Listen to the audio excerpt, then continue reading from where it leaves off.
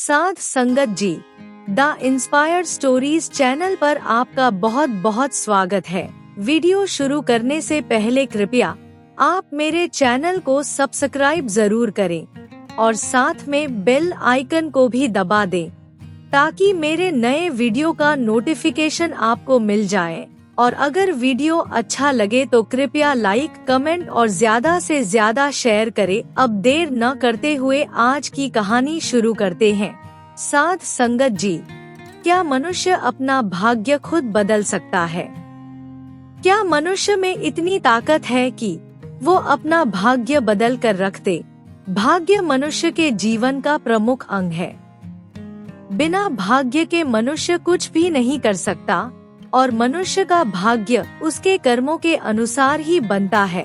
मनुष्य जैसे कर्म करता है उसी के अनुसार उसके भाग्य का निर्माण होता है। अगर मनुष्य अच्छे कर्म करेगा तो उसका भाग्य अच्छा बनेगा और अगर बुरे करेगा तो बुरा बनेगा।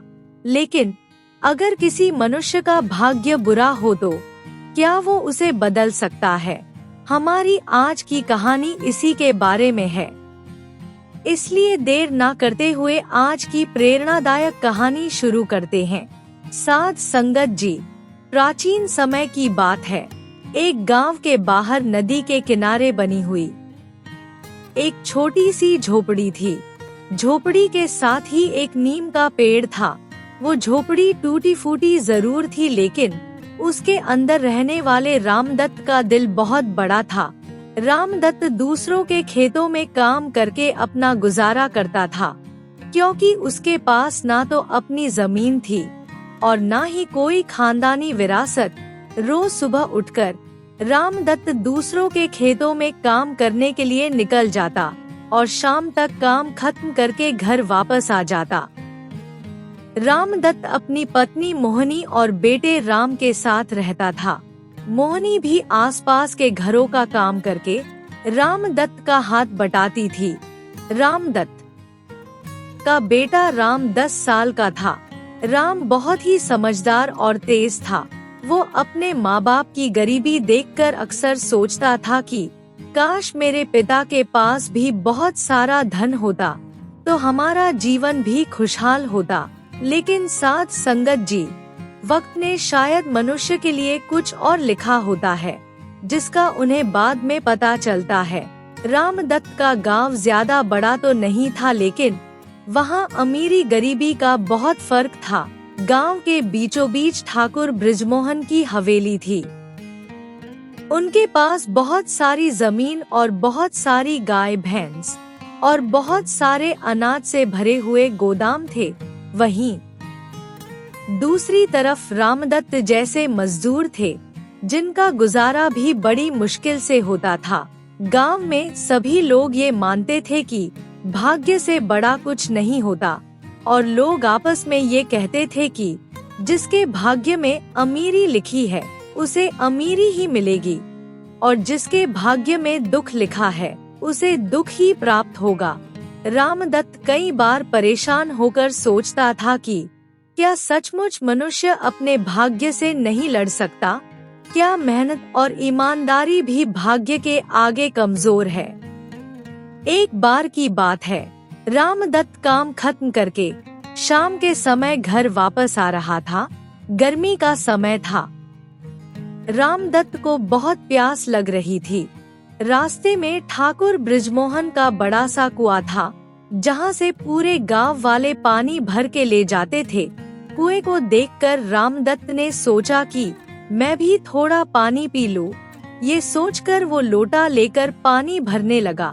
तभी पीछे से एक नौकर दौड़ता हुआ आया और उससे बोला, ये कुआं ठाकुर साहब का है। तुम जैसे नीच जात वालों को यहाँ से पानी लेने की इजाजत नहीं है, इसलिए जाओ यहाँ से। रामदत्त ने हाथ जोड़कर कहा, भाई मैं तो प्यास बुझाने के लिए थोड़ा सा पानी ले रहा था। लेकिन नौकर ने उसे धक्का मारकर नीचे गिरा दिया। ये देखकर रामदत्त की आंखों में आंसू आ गए। उसने सोचा कि क्या इंसानियत से बढ़कर भी कोई ऊंच नीच होती है? अगर इसी को भाग्य कहते हैं तो ये बहुत गलत है। रामदत्त घर पहुंचा और अपनी पत्नी से बोला, हम चाहे कितनी भी मेहनत कर ले लेकिन हमारी किस्मत में यही दुख लिखा है। मोहिनी ने उसको समझाते हुए कहा, मेहनत कभी खाली नहीं जाती। भगवान देर से सुनता है लेकिन एक दिन सुनता जरूर है। मुझे यकीन है हमारा भाग्य एक दिन जरूर बदलेगा। शाम के समय जब रामदत्त घर पहुंचा तो राम उन्हें देखते ही समझ गया कि पिताजी आज बहुत परेशान है। उसने बड़े प्यार से रामदत्त से पूछा, पिताजी आज इतना परेशान क्यों हो? क्या ठाकुर ने फिर कुछ कहा है? रामदत्त ने अपने बेटे से कहा, बेटा ये पूरा संसार अमीर गरीब और जात पात में बटा हुआ है। हम जैसे लोगों की यही जिंदगी है। सारा दिन कड़ी मेहनत करो, धूप में सड़ो और फिर अपमान भी सहो, यही हमारे भाग्य में लिखा है। राम ने अपने पिता की बात सुनकर जिज्ञासा से उनकी तरफ देखा और बोला, पिताजी भाग्य क्या होता है? इसे कौन लिखता है? रामदत्त ने अपने बेटे की बात सुनकर कहा, लोग कहते हैं कि भगवान सभी मनुष्यों का भाग्य लिखता है। अमीर का भाग्य अमीरी से भरा होता है और गरीब का भाग्य दुख और परेशानियों से।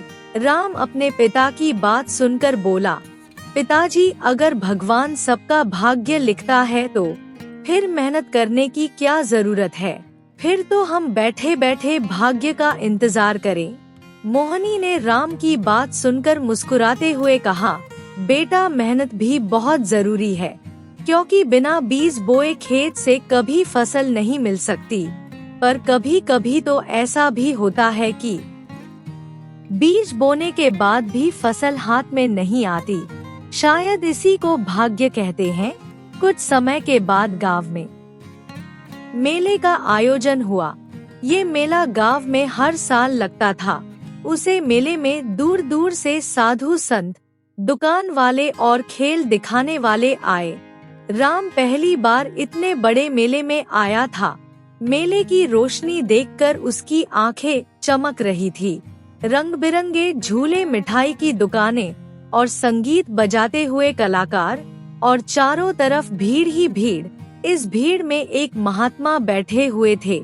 महात्मा के चारों तरफ लोग बैठे हुए उनके वचन सुन रहे थे। महात्मा उपदेश दे रहे थे कि मनुष्य अपने कर्म से ऊपर उठ सकता है। भाग्य उसे कहते हैं जो मनुष्य अपने दम पर बनाता है, जिसने जीवन भर मेहनत की, जिसने हमेशा सच्चाई का साथ दिया, उसका भाग्य भी एक दिन चमक जाता है।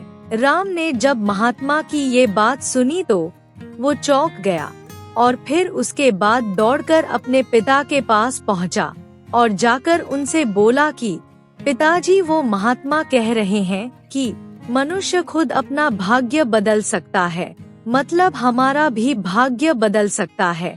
रामदत्त अपने बेटे की बात सुनकर चुप हो गया। उसके मन में तूफान उठ रहा था। अब से पहले उसकी यही सोच थी कि भाग्य कभी बदला नहीं जा सकता, लेकिन महात्मा की बात ने उसके अंदर हलचल मचा दी थी। शाम के समय जब भीड़ कम हो गई तो रामदत्त महात्मा के पास गया और हाथ जोड़कर बोला, महाराज, मैं एक गरीब मजदूर हूँ।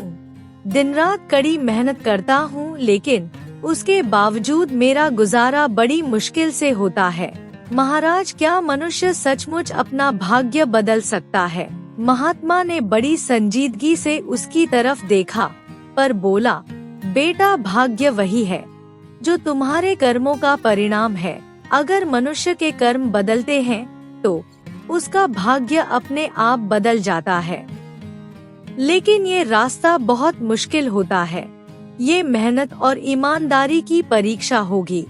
रामदत्त ने महात्मा से पूछा कि महाराज, अगर मैं असफल हुआ तो? महात्मा ने बड़े प्यार से उसकी तरफ मुस्कुरा कर देखा और बोले, कम से कम तुम्हें ये तो पता चल जाएगा कि भाग्य से लड़ने वाला मनुष्य कभी हारता नहीं, उसकी आत्मा हमेशा जीत जाती है। महात्मा की बातें सुनकर रामदत्त पूरी रात सो नहीं सका। उसके दिल में महात्मा के वचन गूंज रहे थे।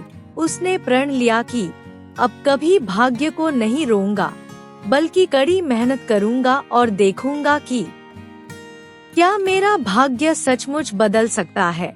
अगले दिन से रामदत्त ने गांव के खेतों में कड़ी मेहनत करनी शुरू कर दी। वो सुबह होते ही खेतों में चला जाता और शाम ढले तक काम करता। लोग रामदत्त की मेहनत देखकर हैरान हो जाते। धीरे धीरे गांव के लोग उसकी इज्जत करने लगे। लोग आपस में बातें करते थे कि रामदत्त हमारे गांव का सबसे ईमानदार और मेहनती किसान है। अगर इसे काम पर रख लिया तो इसका काम समय पर ही पूरा होगा। रामदत्त की मेहनत देखकर लोग अब उसको ज्यादा मजदूरी देने लगे। लेकिन क्या ये उसका भाग्य बदलने की शुरुआत थी, या फिर यह रामदत्त की कठिन परीक्षा थी? रामदत्त की मेहनत की खबर पूरे गांव में चर्चा बनने लगी थी। किसान उसे काम देने के लिए घर से खुद बुलाने लगे थे। ये देखकर ठाकुर बृजमोहन को उससे ईर्ष्या होने लगी। बृजमोहन की सोच ये थी कि मजदूरों को कभी सर पर नहीं चढ़ाना चाहिए।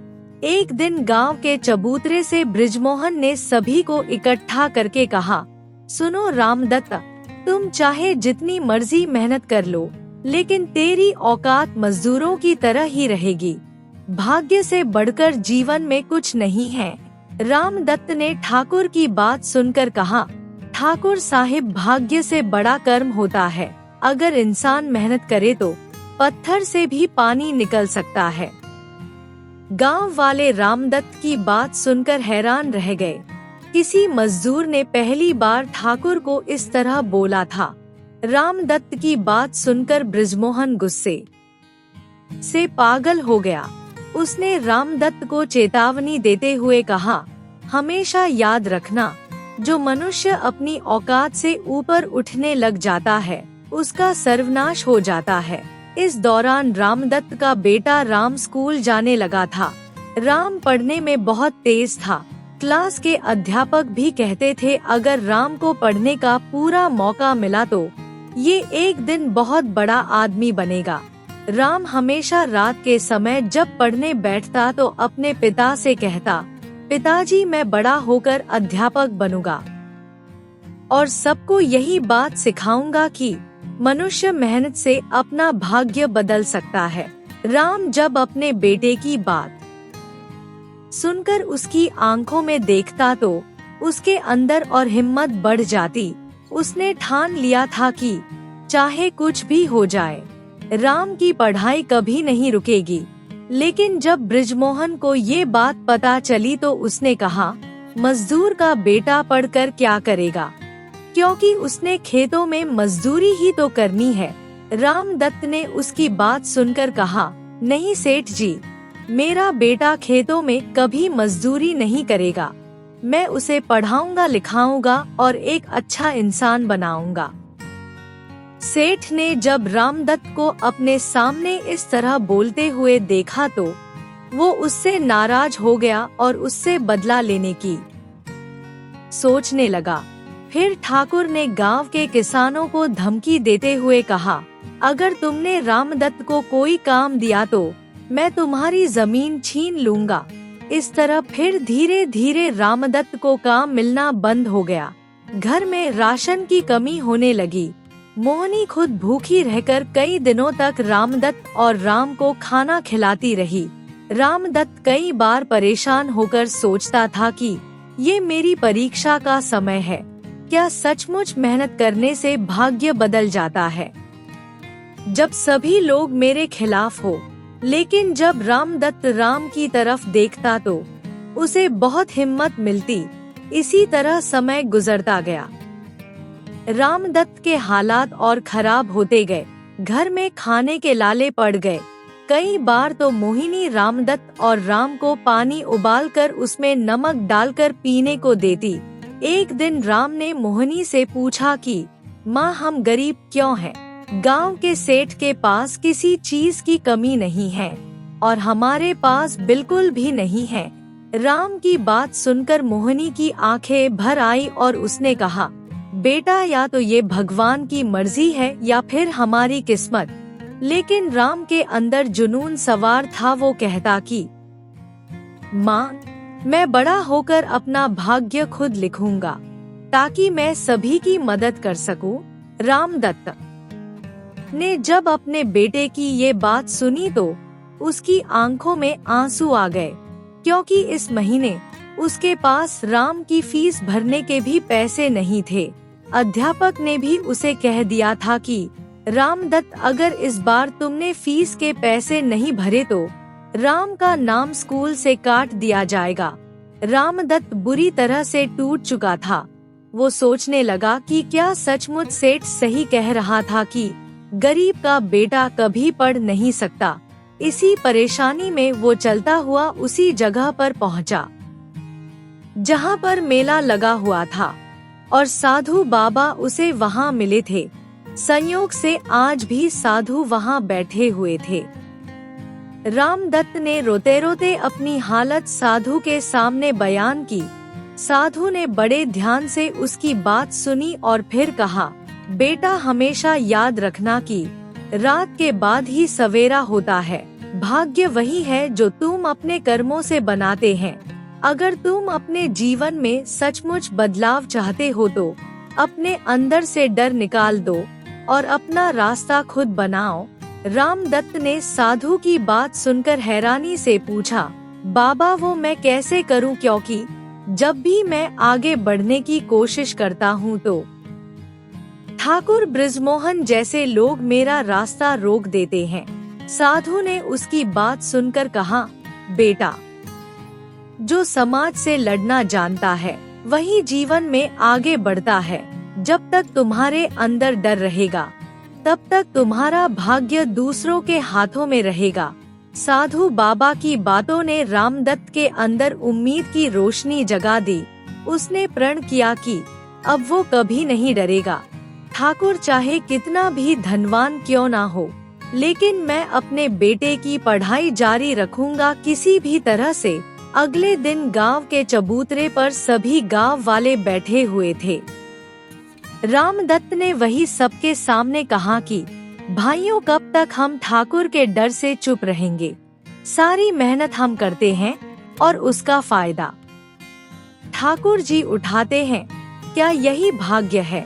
अगर हम सभी लोग मिलकर काम करें तो क्या हमारा भाग्य नहीं बदलेगा? गांव वाले उसकी बात सुनकर कुछ हिचकिचा रहे थे, लेकिन कुछ मजदूरों ने साहस दिखाया और आगे आए और बोले, रामदत्त बिल्कुल सही कह रहा है। अब समय आ गया है कि हमें ठाकुर की गुलामी से बाहर निकलना होगा। रामदत्त ने फैसला किया कि वो गांव के सभी मजदूरों को इकट्ठा करेगा। सबने ये फैसला किया कि अब वो ठाकुर के खेत में पूरी मजदूरी लिए बिना काम नहीं करेंगे। ठाकुर को जब ये पता चला तो वो गुस्से में पागल हो गया। उसने मजदूरों को धमकी दी और बोला, अगर तुमने काम नहीं किया तो मैं तुम्हें गांव में नहीं रहने दूंगा। रामदत्त ने उसकी बात सुनकर कहा, सेठ जी, हम काम चाहते हैं लेकिन इज्जत के साथ। अगर आप हमें गांव से निकालना चाहते हैं तो निकाल दीजिए, लेकिन अब हम अपना हक लिए बिना काम को हाथ भी नहीं लगाएंगे। दूसरी तरफ रामदत्त की ईमानदारी को देखकर गांव के अध्यापक ने फैसला किया कि वो राम से फीस का एक पैसा भी नहीं लेंगे, उसे बिल्कुल मुफ्त पढ़ाएंगे।